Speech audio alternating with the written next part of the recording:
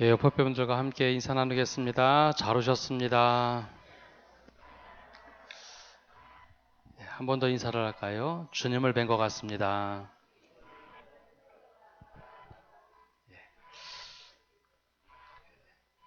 예, 우리 모두 다 주님의 형상이기에 우리 주님의 모습대로 살아가는 성도 되시기를 바랍니다.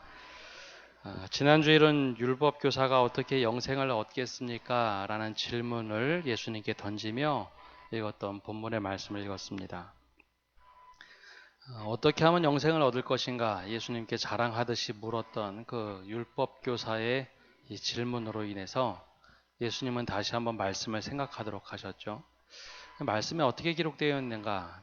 내 마음과 뜻과 힘과 정성을 다해서 내 하나님을 사랑하고 내 이웃을 내 몸과 같이 사랑하라 라고 율법교사는 다시 응답을 합니다.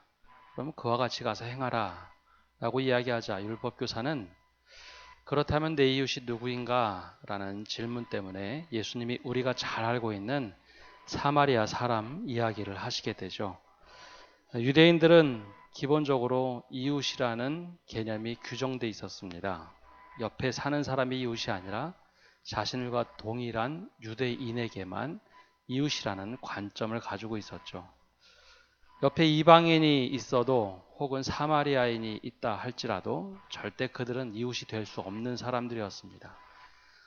교리적으로 모든 것을 재단했기에 이웃이 될 수 없는 사람. 그러나 예수님은 이 질문 때문에 이 선한 사마리아 이야기를 하시게 되죠. 제일 처음에 제사장이 지나가게 되고 레위인이 지나가게 됩니다.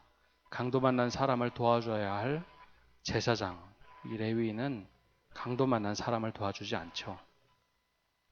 물론 여러 가지 이유가 있었습니다. 그럼에도 불구하고 말씀을 따라 사려면 강도 만난 사람을 도와주는 것이 마땅할진데 도와주지 않고 갑니다. 하필이면 마지막에 예를 든 사람이 사마리아 사람입니다.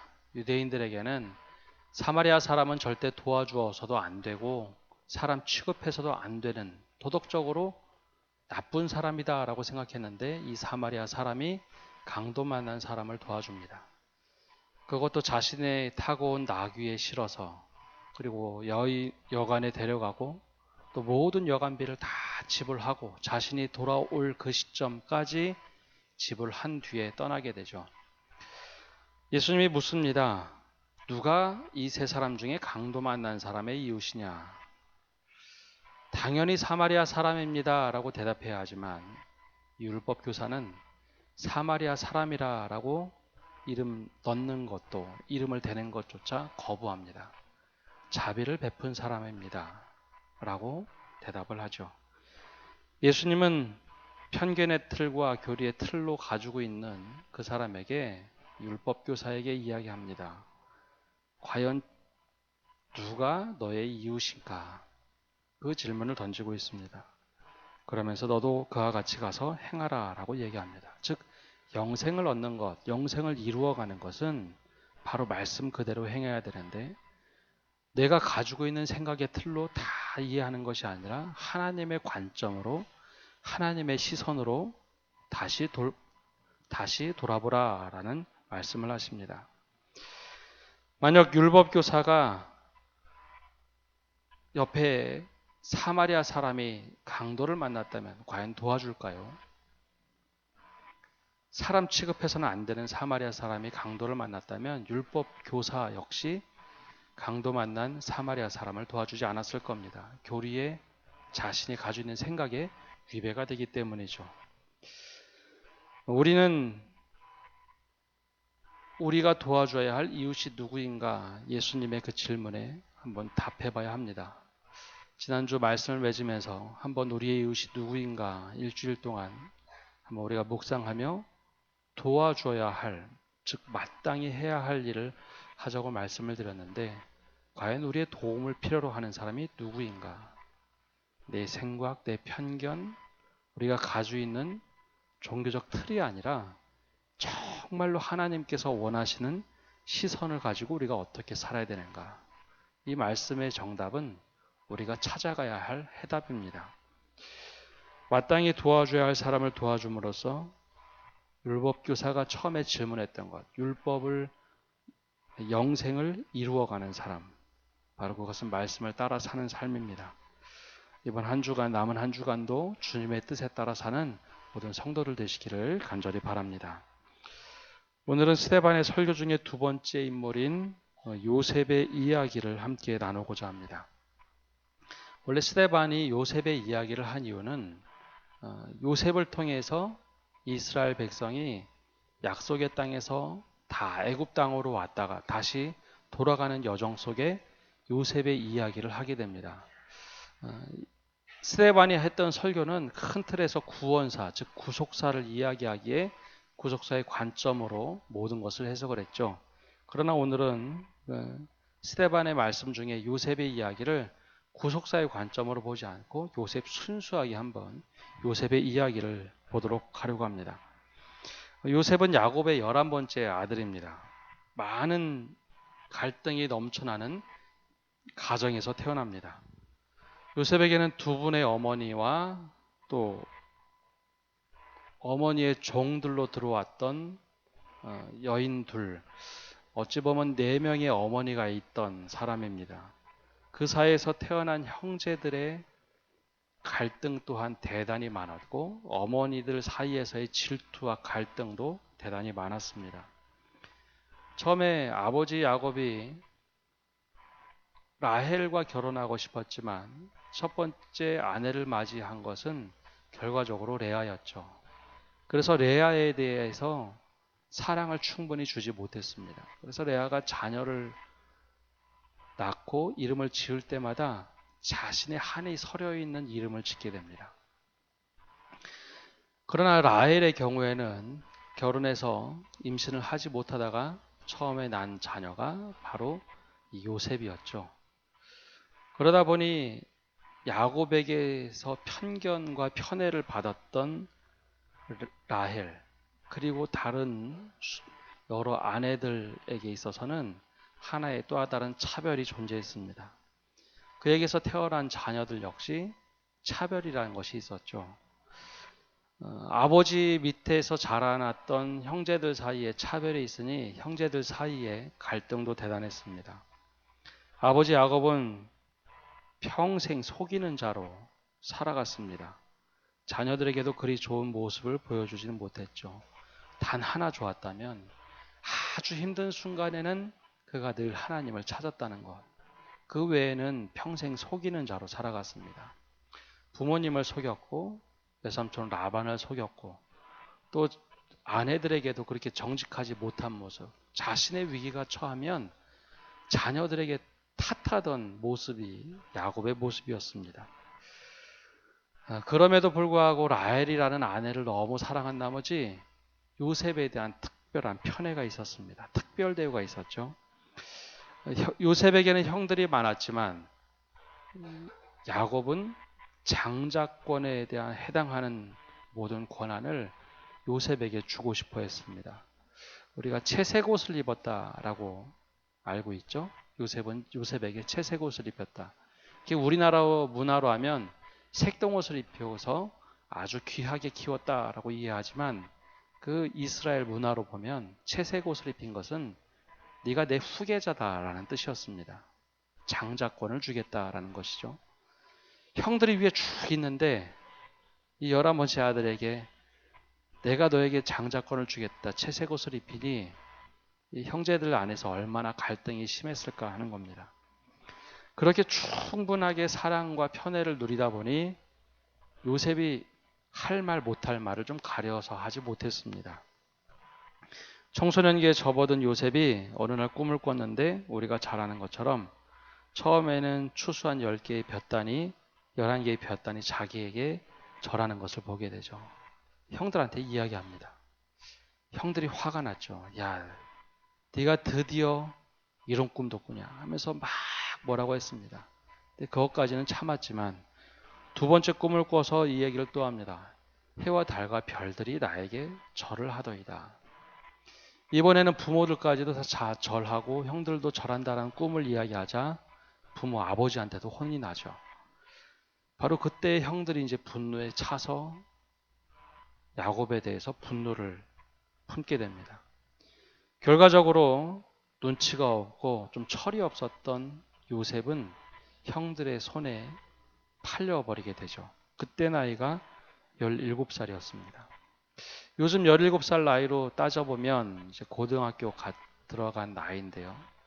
조금 지혜가 있었다면 마음속으로 품어도 될 일을 너무 사랑을 받고 편애를 받다 보니 서스럼 없이 막 이야기를 했던 것이죠. 원래 요셉은 이렇게 철도 없었고 자기 분별도 잘 못하던 사람입니다. 그런데 하나님께서는 이런 요셉을 훈련시키기 시작합니다. 우리 속담에는 젊어서는 사서 고생한다는 말이 있듯이 요셉이 잘못하는 것, 또 편애 때문에 또 형들의 질투 때문에 결과적으로는 팔려가게 되는데 그러한 모습을 다 뒤로 하고 요셉이 젊어서부터 모든 가족으로부터 버림받게 되고 외국으로 노예로 팔려가면서 자신 스스로 하나님을 믿으며 엄청난 노력을 하면서 전혀 다른 사람으로 성장하기 시작합니다. 현재 일에 충실히 살아가는 것이 하나님의 뜻이다라고 생각을 하면서 살아가게 되죠. 전도서 7장에 이렇게 말씀이 되어 있습니다.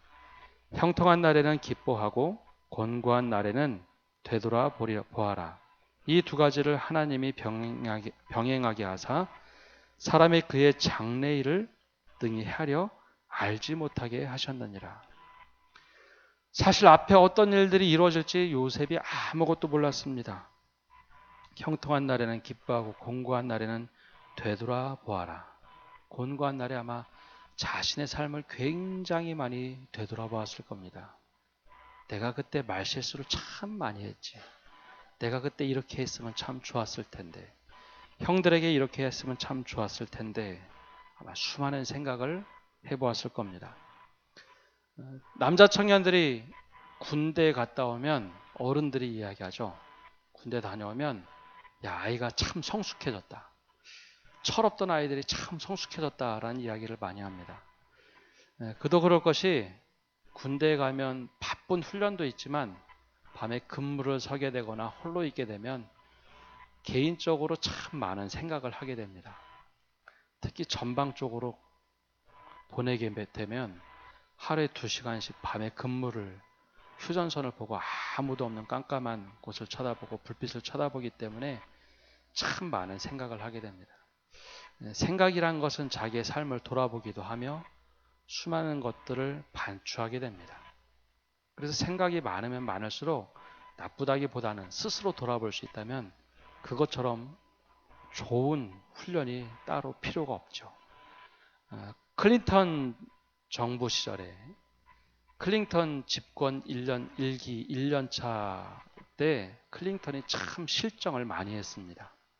클린턴 회고에 대한 책을 보면 클린턴이 처음 1기 1년차 때 정말 많은 실수를 했고 또 연설도 참 형편없는 연설이었습니다. 그래서 그의 참모들이 그에게 숙제를 하나 주었습니다. 대통령의 시간은 5분 단위에서 10분 단위로 쪼개서 쓰는데 그에게 하루에 1시간가량 국정을 생각할 수 있는 시간을 주었습니다. 기독교 국가기에 그래 묵상하는 시간 혹은 기도하는 시간이라고 불렀는데 대통령의 그 바쁜 일정이 1시간을 빼서 1년 동안 생각을 하게 했습니다. 그리고 나서 집권 3년차쯤 됐을 때 클린턴이 연설을 하게 되는데 대부분의 연설문을 클린턴이 썼다고 하는데 그것은 미국 대통령의 10대 연설문 중에 하나로 들어옵니다. 클린턴이 3년차 때부터 우리가 통치를 잘했다고 하는 클린턴의 모습을 갖게 됩니다. 물론 도덕적으로 잘못한 일은 있지만 클린턴 집권 2기가 될 수 있었던 것은 그에게 따로 떼어서 어떻게 할 것인가에 대한 깊은 생각을 해라. 그것이 클린턴에게 주어진 시간이었습니다. 요셉도 마찬가지로 수많은 생각을 하면서 자신을 돌아봤을 겁니다. 영적 리더십이라는 연구를 했던 헨리 블랙커비가 쓴 책에 보면 영적 리더십에 대해서 이렇게 얘기합니다. 영적 리더십은 저절로 되는 것이 아니라 하나님의 리더의 성품을 하나님의 관계 안에서 키워주실 때 성숙함이 가능하다 얘기합니다. 그 중에 지혜, 성실, 정직, 도덕적 순결은 하나님과의 관계 속에서 얼마나 하나님께 순종하고 하나님을 사랑하는가에 달려 있다라고 이야기를 하죠. 그러면서 대표적인 인물로 요셉을 손꼽았습니다. 처음에 정말 철이 없어서 가족의 분란의 핵심이 되어 있던 요셉, 말실수도 하고 엉뚱한 행동을 했던 요셉이 하나님의 손에 붙들려서 쭉 살아가면서 하나님을 정말 묵상하면서 하나님께 의지했을 때 하나님께서는 그에게 지혜, 성실, 정직, 도덕적 순결을 지닌 사람으로 만드셨다라고 이야기합니다. 그런 의미에서 우리가 사람을 볼 때, 특별히 우리 교회 울타리 안에 있는 그리스도인들을 볼 때, 특히 젊은 세대나 젊은 분들을 실수하는 모습을 볼 때 좀 용납하는 모습이 있어야 합니다. 젊을 때는 다 실수할 수 있습니다. 잘못할 수도 있습니다. 그때 그 스스로 하나님께 돌아볼 수 있는 시간을 허락해 주는 것이 대단히 중요합니다. 무엇인가 주홍 글씨로 써가지고 야 쟤는 원래 저래 라는 딱지를 가지고 그 사람을 바라봐서는 안 됩니다. 젊었을 때는 다 실수할 수 있고 무엇인가 잘못할 수 있습니다. 그 사람이 성장해가는 모습을 바라봐야지 그거 옛날 모습을 가지고 자꾸 너는 못해, 너는 처음부터 원래 그랬다라는 라벨을 붙여서는 안 된다는 것이죠. 요셉의 젊었을 때의 모습을 기억했던 형들이 나중에 요셉 앞에 갔을 때 얼마나 두려워했습니까? 요셉이 우리에게 무엇인가 할까봐 막 두려워 떨던 형들의 모습을 보면 자신들이 알고 있던 요셉과 총리가 되었던 요셉은 전혀 다른 인물이 되었다는 것을 우리는 말씀을 통해서 보게 됩니다. 그래서 우리가 누군가 실수할 때 이 사람이 하나님 손에 붙들리면 정말 놀라운 사람이 될 수 있다라는 시선으로 보아줄 때 그 사람이 하나님 손 안에서 정말 바른 사람이 될 수 있다라는 것을 기억해야 합니다. 그렇다면 요셉에게 정말 특별하게 하나님께서 개입하셨던 것은 무엇일까 하는 겁니다. 하나님께서 요셉을 훈련시킬 때 요셉은 깨어진 관계에서 출발해서 정말 훌륭한 관계를 만들어가던 사람으로 바뀌어버립니다. 형들에게 정말 말을 실수를 하고 잘못해서 미움을 받던 그 사람이 나중에 점점 성장해가면서 그것도 타국에 가서 아무 형제들도 없이 홀로 자라면서 모든 사람에게 인정받는 사람으로 바뀌어갑니다. 또 그에게는 자신 스스로 옳다라고 생각하는 수많은 말들을 이야기하면서 배우려고 하지 않았던 그가 성장하면서 점차적으로 모든 것을 배워서 자기 것으로 만들어가는 사람으로 바뀌었다라는 것이죠. 처음에 그의 출발은 성경에서 눈치가 없고 말실수가 많았던 그의 모습으로 출발합니다. 형들이 그를 팔아버리면서 그는 스스로 모든 것을 책임지고 하나님 앞에 선 단독자로 살아가게 됩니다. 애굽 사람 보디발 장군의 집으로 팔려가게 되죠. 17살 나이에 외국어도 모르는 상황에서 애굽으로 팔려갔다. 말도 통하지 않는 곳에서 어떻게 살아갔을까요? 처음에 아마 엄청난 눈치를 보면서 그 집에서 적응을 했을 겁니다. 그러나 그에게 어떤 능력이 부어졌는지는 모르지만 그는 대단히 빠르게 언어를 습득을 했고 또한 그곳에서 인정받기 시작합니다. 보디발 장군 집에서 10년 동안 우거하게 되죠. 하나님 보호하심 외에는 아무것도 의지할 수 없었던 그에게 하나님께서 허락하신 것은 하나님의 경륜을 깨닫는 겁니다. 하나님의 섭리를 깨닫는 것이 그의 삶의 방법이었습니다. 시련도 있었고 훈련을 받는 시기, 또한 단련을 받는 시기도 있었죠. 우리 개혁교회에서는 성경을 볼 때 정경 66권만 보지만 카톨릭에서는 외경이라고 해서 여러 가지 더 많은 성경을 보게 됩니다. 위경은 잘못된 것이지만 외경은 신앙에 도움이 된다라고 해서 카톨릭에서는 권장하는 정경 외에 경전 중에 하나입니다. 외경 중에 집회서를 보면 집회서 2장에 이런 말씀이 나옵니다. 한번 이야기는 같이 읽어볼까요? 1절에서 9절입니다. 한번 함께 같이 읽어보겠습니다. 아들아, 내가 주님을 섬기려면 스스로 시련에 대비하여라. 내 마음을 곧게 가져 동요하지 말며 역경에 처해서도 당황하지 말아라. 영광스러운 마지막 날을 맞이하기 위하여 주님께 매달려 떨어지지 말아라. 어떠한 일이 닥치더라도 기꺼이 받아들이고 내 처지가 불쌍하게 되더라도 참고 견디어라. 실로 황금은 불 속에서 단련되고 사람은 굴욕의 화독에서 단련되어 하나님을 기쁘게 한다. 내가 주님을 신뢰하면 주님께서 너를 보살펴 주시리라. 주님께 희망을 두고 바른 길을 가거라. 주님을 두려워하는 사람들아, 그분의 자비를 기다려라. 빗나가지 말아라. 넘어질까 두렵다. 주님을 두려워하는 사람들아, 그분을 신뢰하여라. 그러면 반드시 상금을 받으리라. 주님을 두려워하는 사람들아, 행복과 영원한 기쁨과 자비의 희망을 두어라. 아멘. 외경은 잘 우리가 읽지 않는데요. 외경을 보면 신앙에 도움될 만한 이야기, 오히려 큐티집이나 간증집보다 훨씬 더 많은 이야기가 나옵니다. 처음에 시작하기를 아들아, 내가 주님을 섬기려면 스스로 시련에 대비하라. 마치 요셉의 이야기와 너무 비슷한 내용이 나옵니다. 사실 이 집에서는 주전 2세기쯤에 기록된 말씀입니다. 당시 너무 시련이 혹독해서 그 시련을 어떻게 하면 견딜 수 있도록 하기 위하여 견디게 할 수 있는가, 그래서 기록된 말씀이죠. 그러면서 내 마음을 곧게 가져 동요하지 말고 역경에 처해서도 당황하지 말고 내 처지가 불쌍하게 되더라도 참고 견뎌라. 사람은 굴욕의 화덕에서 단련되어 하나님을 기쁘게 한다라고 이야기합니다. 요셉이 실제로 이런 모습을, 또 이러한 상황 속에서 단련되어서 사는 모습을 갖게 됩니다. 가족에게 버림을 받았습니다. 이산가족 찾기나 혹은 입양되었던 사람들이 부모를 찾는 모습을 가끔 TV에서 보게 됩니다. 그가 어떤 모습으로 살았는가에 따라서 마음가짐이 좀 다르지만 대체적으로 부모를 찾는 이들의 공통된 마음들은 어떠한 특별한 상황이 있어서 나를 그랬겠지. 옛날 일들 다 괜찮다. 나를 이렇게 태어나게 해주셔서 감사합니다. 라는 이야기를 많이 하면서 부모 찾는 모습을 보게 됩니다. 요셉이 그렇게 하나님께 훈련을 받았던 사람입니다. 가족들에게 버림을 받았지만 거기에서 늘 분노하면서 살지만은 않았습니다.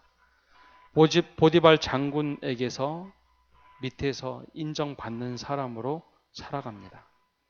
젊은 외국인 노예, 종이 들어와서 그 집에서 인정받기까지 채 10년이 걸리지 않았습니다. 그가 그 집의 집사가 되어서 살아간 시간이 오히려 더 길었습니다. 즉 아주 짧은 시간 안에 그는 외국어를 배웠고 집에서 인정받는 사람이 되었죠. 권모술수를 사용하지도 않았습니다. 오히려 정직함과 성실을 통해서 그는 인정을 받습니다.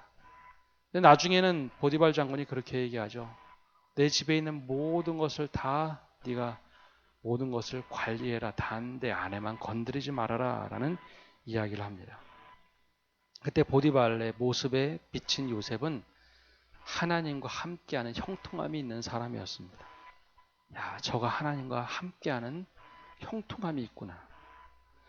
하나님과 함께함을 통해서 그는 과거에 깨졌던 관계를 이제는 새롭게 배워갑니다. 형들에게 실수했던 말을 이제는 더 이상 실수하지 않는 사람이 되었죠. 관계를 맺어가는 것도 아주 과거와 다르게 아주 성숙한 모습으로 관계를 맺어갑니다. 형들에게는 함부로 했다면 이제는 그 집에서는 아주 정중한 사람으로 모든 것이 달라진 사람으로 바뀌어버렸습니다. 물론 그 집에서 좋은 일만 있었던 것은 아니죠. 마지막에는 보디발의 장군 아내가 유혹을 했습니다. 그리고 요셉을 모함했죠. 나를 성폭행하려고 했다고 남편에게 이야기를 해버립니다. 보디발 입장에서는 굉장히 분노하며 요셉을 감옥에 보냈다라고 말씀에 기록되어 있습니다. 우리는 이 말씀 딱 보면 그래, 보디발 장군이 그를 감옥에 넣는 건 당연하지라고 생각하지만 이것은 보디발 장군의 엄청난 배려였다는 겁니다. 정말 인정을 받았기에 외국인 노예가 자기 집에 집사로 들어와서 아내를 범하려고 했다. 그 이야기를 들었을 때 죽이지 않았다는 것이죠. 애굽의 법률로 보면 당장 그를 날강에 던져버려서 악어의 밥으로 만드는 것이 맞는 일입니다. 현대가 아니라 과거였기 때문에, 아주 오래된 과거였기 때문에 보디발 장군의 입장에서 아내를 범하려고 했다고 하면 당장 죽이는 것이 마땅한 일이지요. 그러나 이 보디발 장군이 알았습니다. 화가 났다고 했는데, 분노했다고 했는데 단지 요셉에게만 분노한 것이 아니라는 것이죠. 자기 아내가 그랬던 사람이라는 것을 알고 있었습니다. 그렇다고 요셉의 무고에 대해서 요셉을 벌하지 않으면 아내를 내보내야 되는 상황.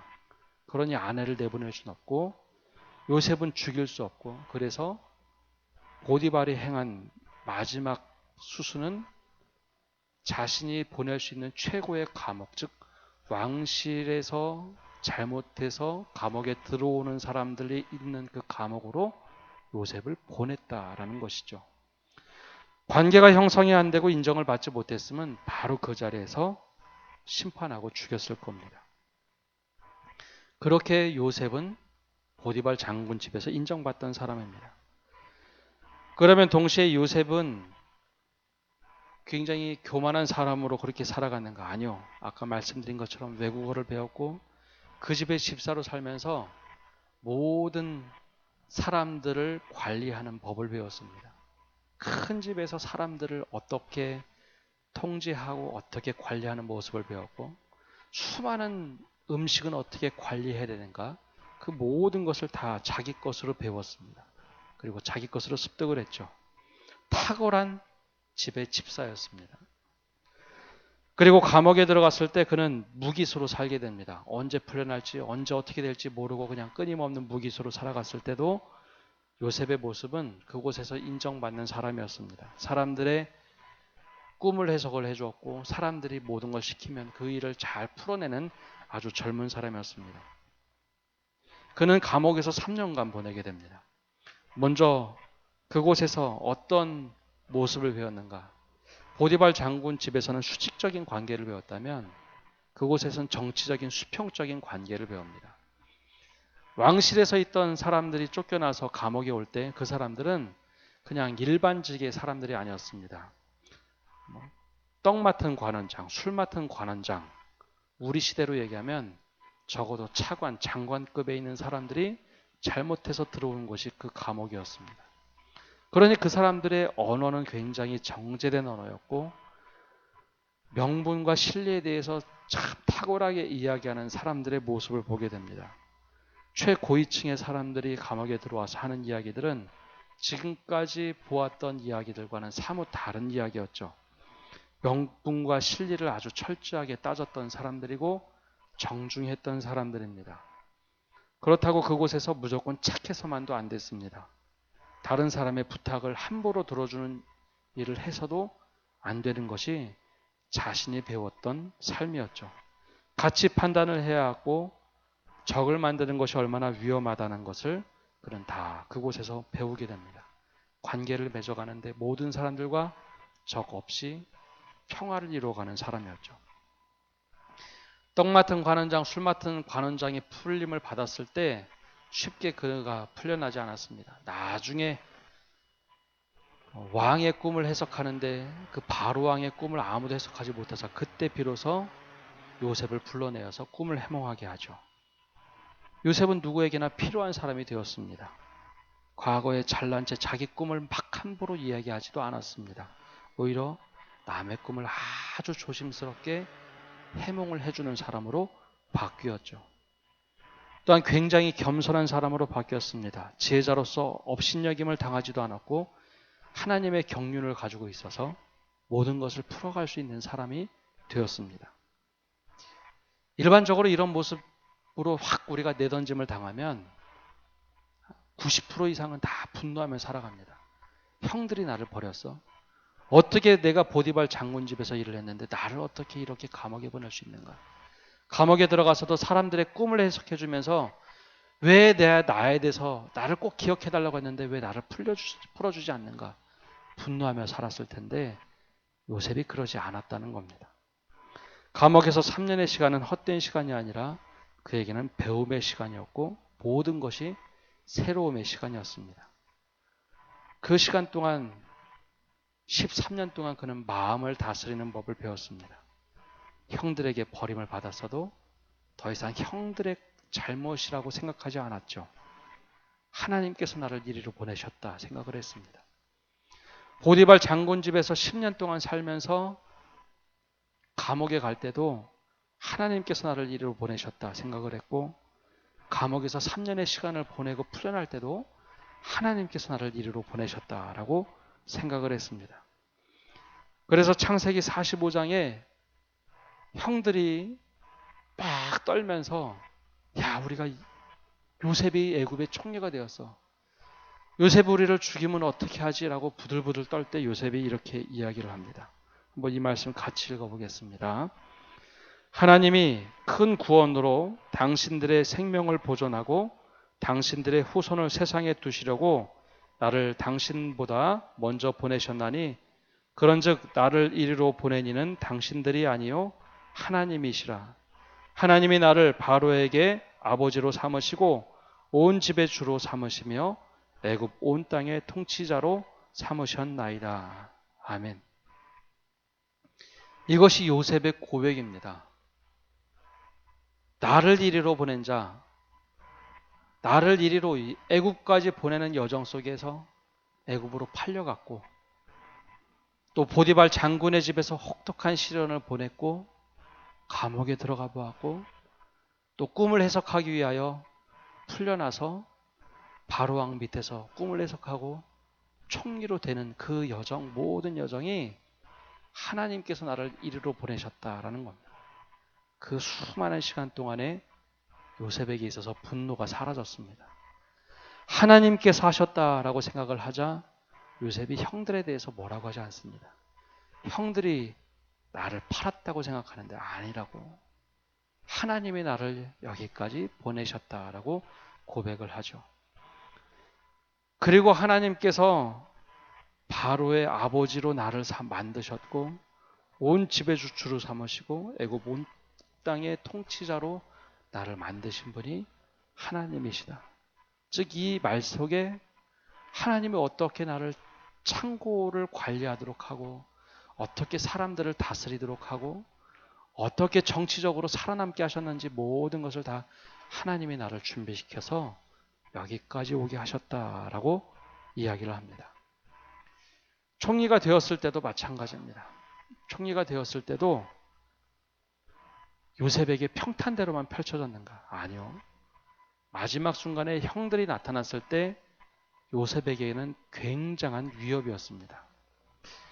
우리가 우리 입장에서 성경을 자꾸 바라보기에 형들이 요셉 앞에 갔을 때 야, 요셉이 형들을 죽이면 어떻게 하나?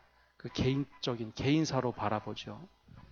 애굽 왕실의 총리로 있는데 자신의 고향에 있는 가족들 나중에 70명, 성경이 사도행전은 75명이라고 하지만 70명의 가족들이 다 몰려왔습니다. 여러분들이 바로 왕이라면 내 밑에 있는 총리의 외국인 가족이 와서 우리나라에 들어와 산다고 하면 마냥 기쁘겠습니까? 총리는 모든 것을 다 관장해야 될 사람인데 히브리 사람이란 것이 드러났죠. 더군다나 가족들이 다 와서 이들이 왕실에 산다고 할지 어디에 산다고 할지 모르는 상황입니다. 요셉 한마디 잘못하면 주변에 있는 수많은 정적들이 총리를 견제하기에 한순간에 축출을 당할 수도 있는 상황입니다. 그때 요셉이 형들을 봤던 수많은 감정들이 푹 받아서 막 울기도 하고 기뻐하기도 하며 수많은 감정들이 오고 가죠. 그러면서 요셉이 아주 절제해서 가족들을 돌봅니다. 내가 데려오겠다고 한마디도 하지 않았지만 주변에서 요셉의 가족이 왔다고 해서 가족 다 데리고 와야지 어떻게 그러면 안 된다고 바로부터 시작해서 모든 주변에 있는 사람들이 축하해 주면서 가족들을 데리고 오게 하죠. 뛰어난 정치력이 없었다면 한 방에 이건 축출될 만한 일이었습니다.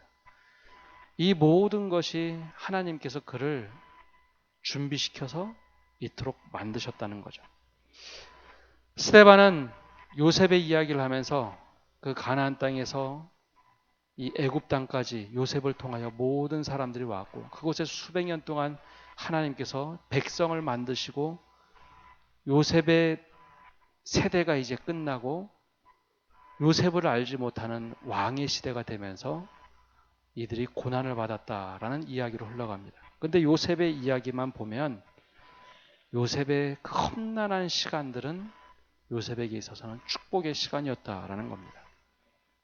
그리고 요셉이 모든 것을 그냥 풀어간 것이 아니라 관계를 배워가는 시간이었고 지혜를 배워가는 시간이었고 모든 것을 하나님께서 허락한 시간으로 자기 것으로 만들었다라는 것이죠. 그래서 요셉의 고백은 하나님께서 나를 이리로 보내셨다. 하나님께서 하셨다라는 고백입니다. 그렇다면 우리의 삶은 어떤가요? 나에게 아주 혹독한 시련이 있고 내가 이겨내지 못할 만한 어려움이 있을 때 우리는 그것을 무엇이라고 이야기를 합니까? 하나님의 경륜은 어디 갔으며 하나님의 섭리는 어디 갔습니까?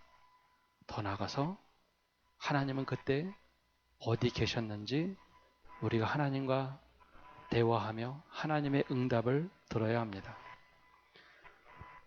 집에서 2장에서는 얘기합니다. 내가 주님을 신뢰하면 주님께서 너를 보살펴 주시리라. 주님께 희망을 두고 바른 길을 가거라.